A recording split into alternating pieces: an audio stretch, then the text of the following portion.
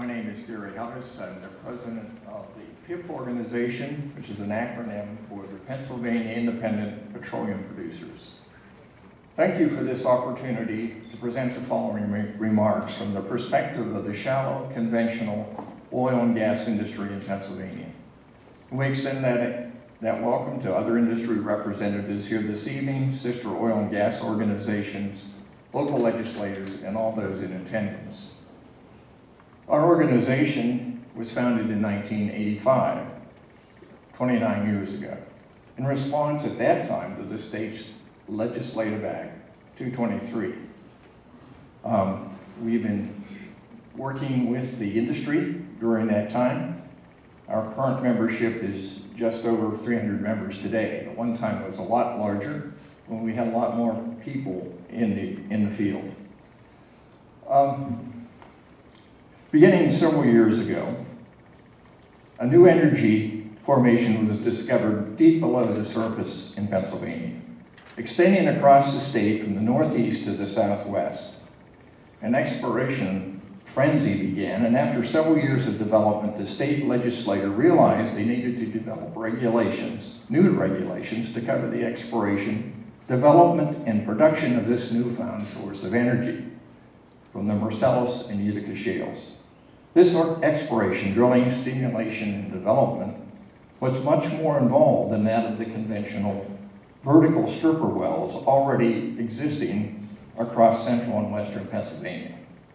Consequently, new procedures and regulations were generated to cover these new non-conventional wells, and that effort became law, Act 13, in February of 2012.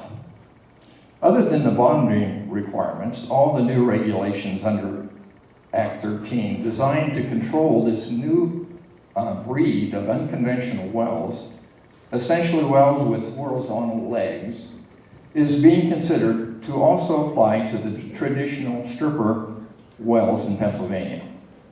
This legacy class of conventional shallow wells is an entirely different animal than the deep unconventional well this Act 13 set out to regulate. Here are some of the major differences.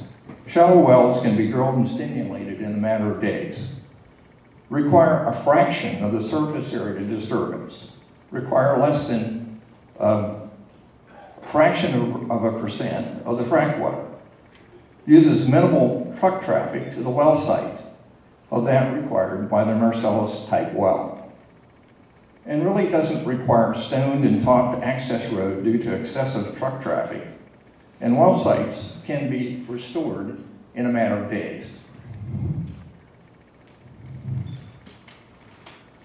Let's look now specifically to a couple of these points.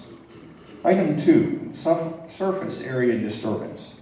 A typical well pad for a shallow well is somewhere in a range of 50 feet by 50 feet. Maybe the extreme case might be 100 by 100, or somewhere around 2,500 square feet.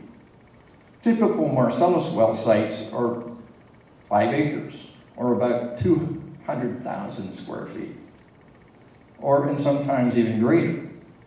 And that doesn't include the space required for storing frac water. Big difference. Item 3, typical water requirements for fracking a shallow well is around 25,000 gallons. The minimum water requirement for a Marcellus well is 4 million gallons, more than 160 times that of the shallow well. A shallow well can be fracked in less than a day, where the non-conventional might take weeks or even months. One of the most onerous threats to the shallow stripper well industry today is the proposed change of 78 regulations under the new Act 13. These regulations, as we well know, are now up for comment. We recommend separate regulations for the two very different types of wells.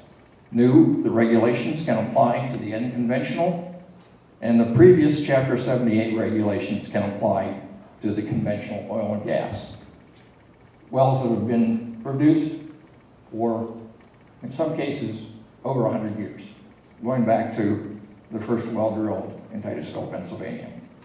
If this doesn't happen, it could assign a death warrant to conventional shallow oil and gas industry. Time. Thank you. Thank you.